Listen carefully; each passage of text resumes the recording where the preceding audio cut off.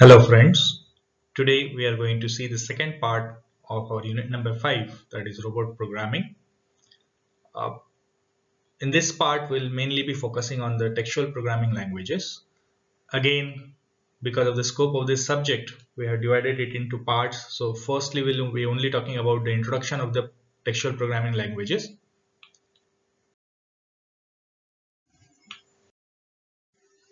Let us see what we had discussed earlier in this particular topic. If you remember, in the earlier topic we had discussed about functions of robot programming, methods of robot programming. In that we had mentioned that there are basically two types of methods. One is lead through methods and the other one was textual programming method. Under lead through we have discussed two types of lead through: manual lead through and powered lead through. So then we discussed about the path. In today's session we'll be focusing on need of robot programming languages, history of robot programming languages, generations of robot programming languages, robot programming language structures, and elements of programming language. So now let us discuss about need for robot programming language. As if you remember, in the earlier class we had discussed that we have the teach pendant mode, which is quite uh, easier to use. Still we use the robot programming languages, so obviously it becomes important for us to understand why, if there is a easier mode of doing it, why we need the programming languages. So obviously the answer lies in the limitations of the teach pendant mode.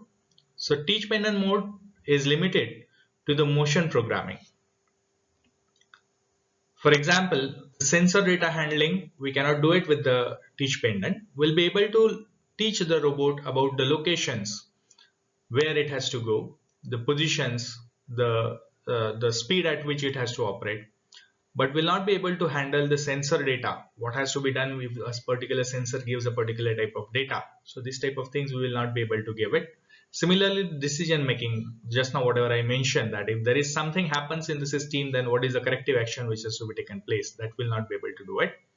Controlling of the parameters, for example, it may be the gripper force, it may be the speed at which the drives, the joints are going to operate, or various other parameters for that matter, will not be able to control these parameters through the teach pendant. Will not be able to write the subroutines, which will be very important. We'll be talking about these subroutines when we'll discuss about various aspects of the programming languages ahead in our discussion. Communication with the other devices will also not be possible through the teach pendants. Teach pendant based programming is basically a online programming technique. What I mean by this is, typically we will require a robot physically present, and by operating that robot only we'll be able to program it. Whereas the textual programming languages offer us an advantage that we can offline program the robot, and then the program can be downloaded uh, to the robot.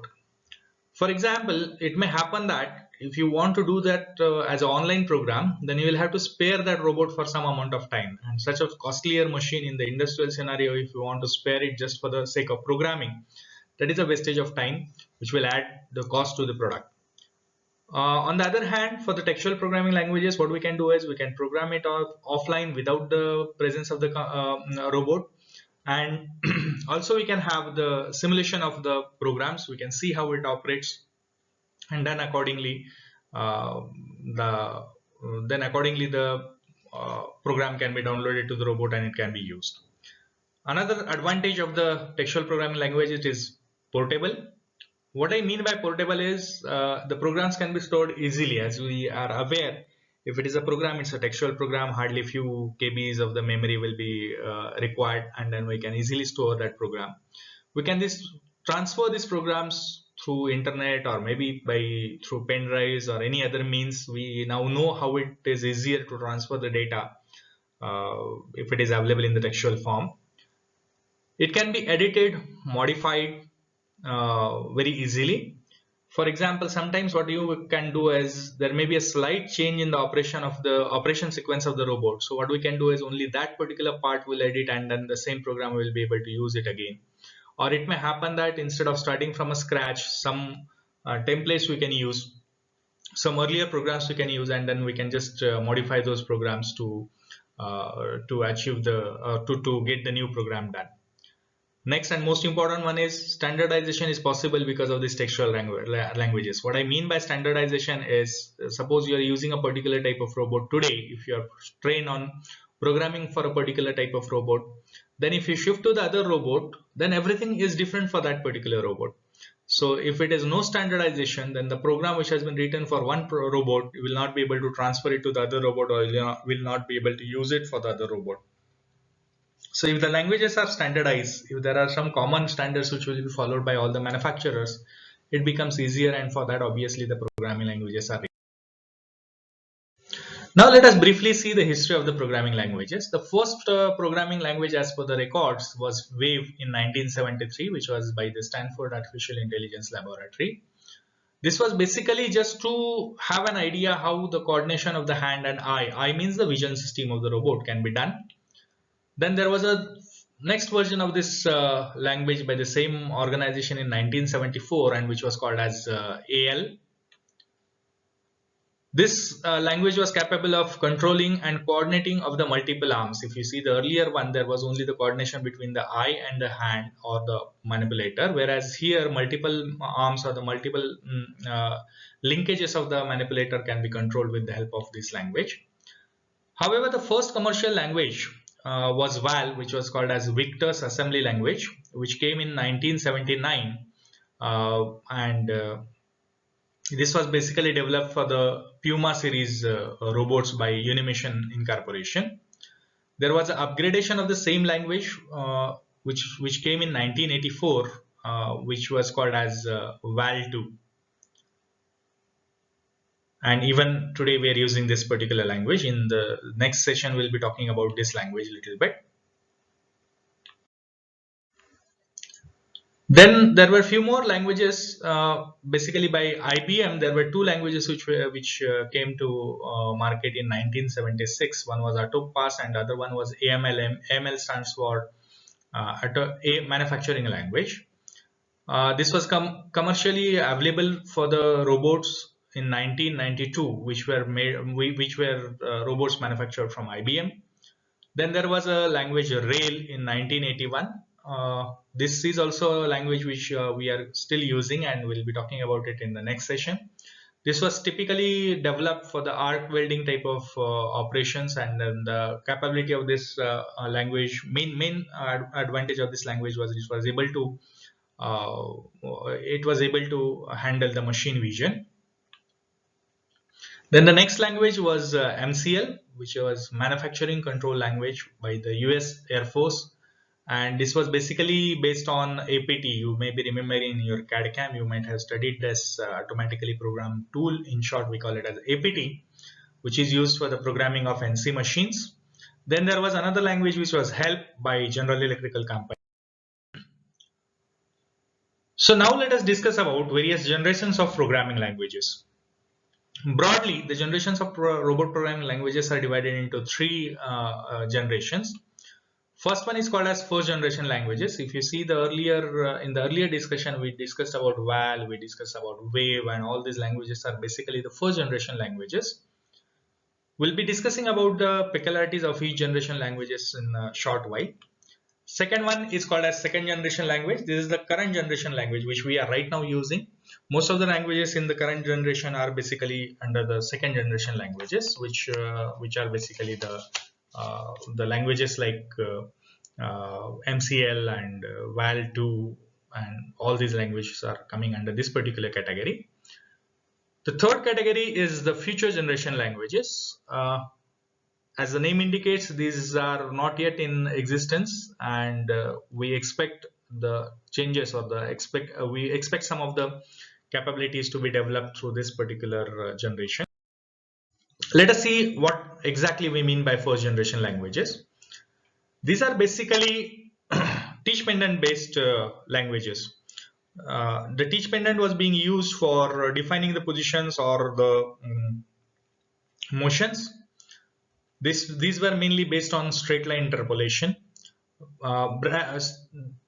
Branching or simple decision making was possible through these languages. Elementary essential functionality was also there, which was typically a binary type of system, that is on or off, or present of a signal or absence of a signal. Only that could be identified, and based on that the decision were taken.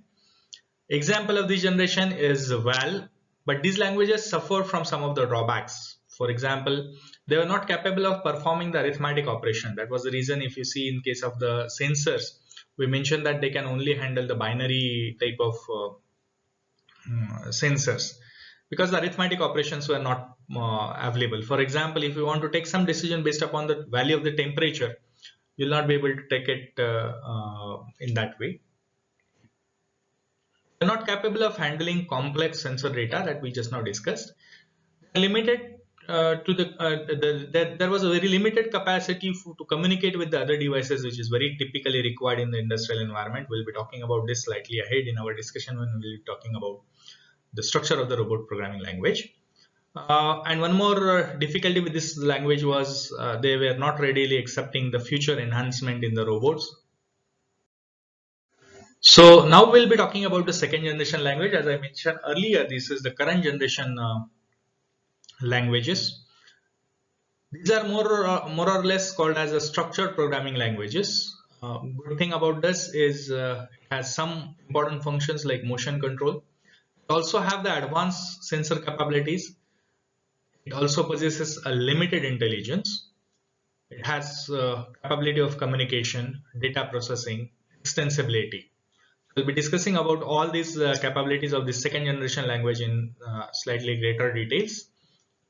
The examples of this language are AML, Rail, Val2, and MCL.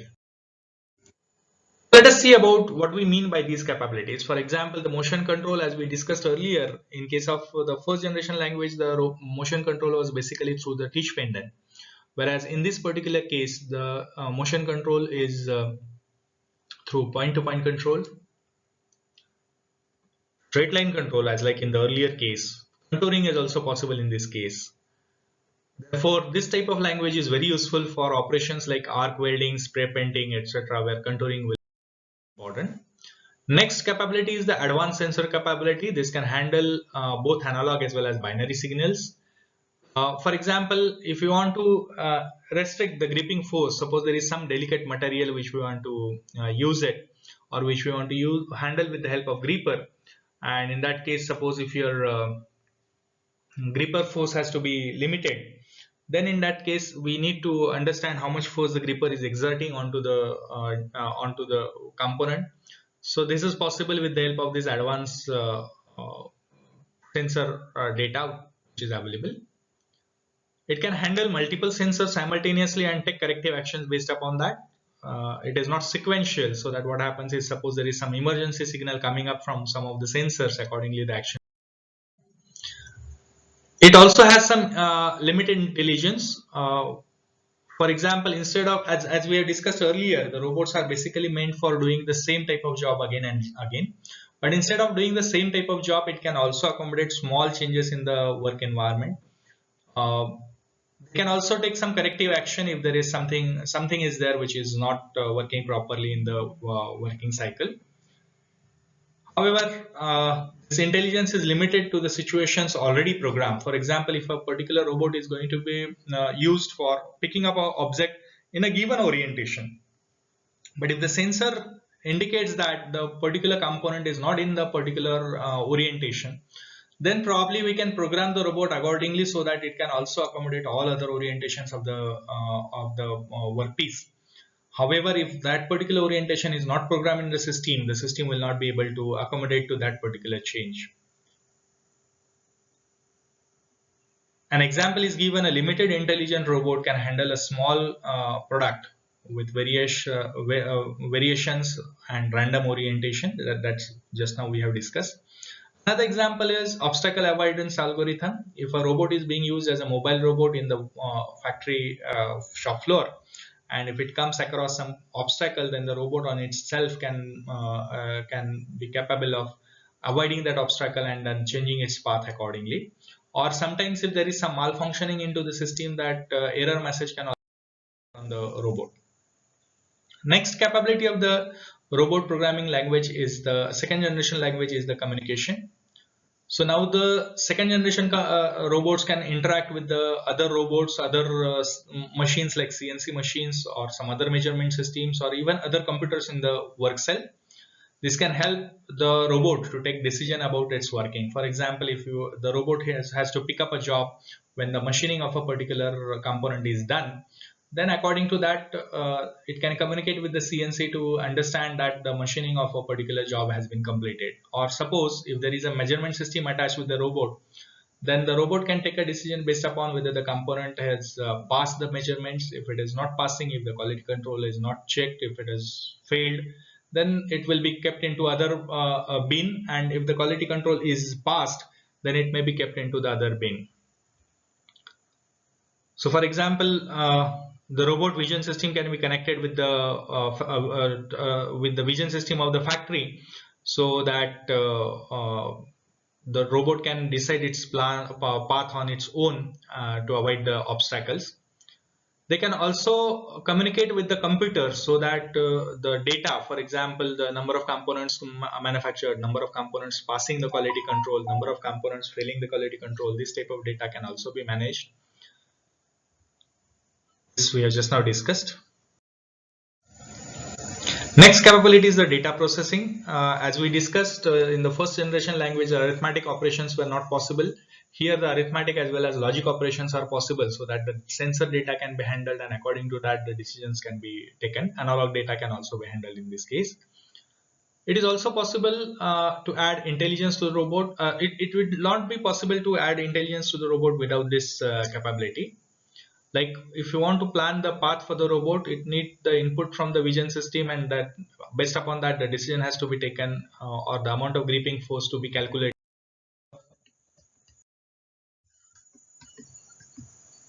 Basically these days we talk about some of the devices which we typically call it as like Alexa and all, where the artificial intelligence is there.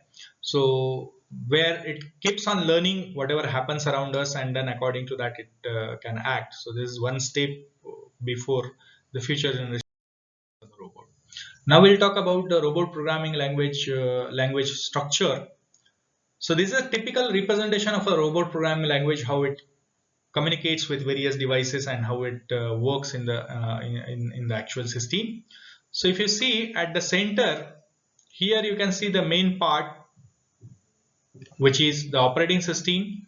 There is a monitor mode, edit mode, and execution mode.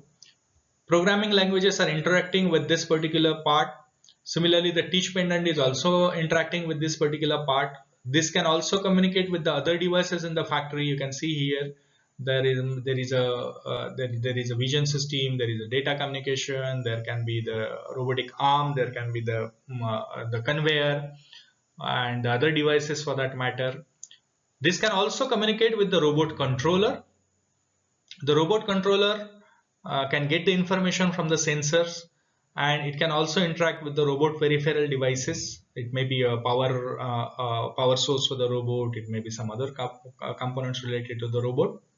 You can see there is a bidirectional communication between these two. There is a unidirectional communication, that is the sensor data is directly sent to the controller. There is a bidirectional communication between this operating system and then the robot controller. There is also a bidirectional communication between the devices and then the operating system. Whereas from programming languages to teach pendant, there is a unidirectional communication. From the robot controller, again a bidirectional communication is there with the robot manipulator. This is actually the manipulator which is going to perform the actual task. Now we'll be seeing each of these components. So we'll first talk about the operating system. As we had discussed earlier, controller, this controls the input devices, for example keyboard, mouse, joystick, touch pendant, etc. It can also control the display devices. That's the function of the operating system. This is not the function of only robot programming language operating system. This is also the function of any operating system, even in case of computer or laptops, or even in case of your smartphones. It can control the storage devices. For example, which storage device has to be used at what particular time, from where the program has to be retrieved, and all that. Communication with the other computers and devices that we have already seen in the previous slide. Control the input and output from the with the controller of the robots. Switch between edit, execution, monitor mode of the languages. These are the functions of the operating system. We'll be talking about this edit, execution, and monitor mode of the. Let us first discuss about the monitor mode. This is also called as a supervisory mode of operation. This can record the positions or the speed or the operation to this teach pendant and provide it to the edit or execution mode. If you have seen in the earlier slide, this is basically connected with the teach pendant as well, and the position can be directly taken from the teach pendant. Can control the storage and retrieval of the programs from the storage devices. It can control switching between the edit and execution mode. We'll be talking about these two modes and why we need to switch in between. We'll be also talking about when we'll be discuss about these two modes. So first, let us discuss about the edit mode. The functions of the edit modes are basically initiating or writing a new program, editing the existing program. That is, we can edit the data, we can edit the functions, we can edit the sequences, adding new lines or subroutines to the existing program. We can also control switching between the edit and execution mode. The execution mode is basically used for debugging. Debugging means finding out the mistakes, finding out the errors in the program. So this can find out the errors of the structural or the syntax, that is the grammar of the program. For example, if you are giving as an integer a variable, but you are given a wrong value to it, or let us say if there is a space missing or there is some symbol missing into your write-up. So that type of errors are basically called as syntax error. So those errors can be identified. There can be errors in terms of data. For example, if the range of a particular joint is from let us say 0 degrees to 270 degree, but if you instead of 270, if you enter the value of rotation for that particular joint as 300 degrees, then this is basically called as a data error. So this type of errors can be found out with the debugging, or there can be any other types of error which can be found out.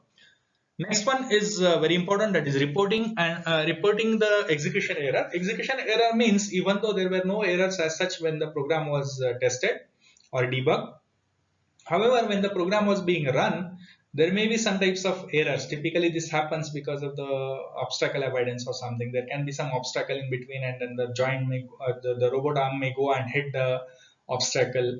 So under such case, there can be the execution error. So there are two things which we should do in this case. Firstly, there has to be a program which will take care of what should happen when this type of error occur, whether a program has to stop or there is another corrective action which has to be taken. And the second one is this has to be reported to the edit mode, so that that can be taken care of in the program itself. It can collect the data during execution that we earlier discussed, because this type of data you may require it for the statistics of the operation. We should also collect the knowledge. This will be required especially for the robots which are artificial intelligence based robots, so that this information can be used for further programming. Now let us discuss about the various elements of programming language. These elements are typically same as any other programming languages like your C, C++ or COBOL or any other language for that matter, whatever we use it for our computers. We have constants and variables like in all other programming language. We have motion commands. These are not typically available in the other programming language, but here we will require some motion commands. We'll require some commands from the end effector for controlling the end effector. We'll require some commands for the sensors. We'll require some commands for the computation and the operations. Some commands will also be required as a program control and then the subroutines. We also require some amount of commands for communication and data processing. So these are the various components of a robot programming languages. In addition to that, we also have the monitor mode commands. So for today, we'll stop at this point. But in the next session, we'll be talking about all these elements in detail, which we also call it as a data set in case of, sorry, instruction set in case of the robot programming languages, which mean that we'll see what are the different types of instructions under, say, constants and variable, motion commands, end effector commands, and so that we'll be talking about in my next presentation, which is based on textual programming languages instruction set, which will be the third part of this presentation. So let us stop here for today. Please subscribe to my channel to get automatic update on the new videos of the further topics. Also give your feedback suggestions in the comments. If you have any questions related to this presentation, if there are some queries related to this, that also you can post it into the comments. Thank you.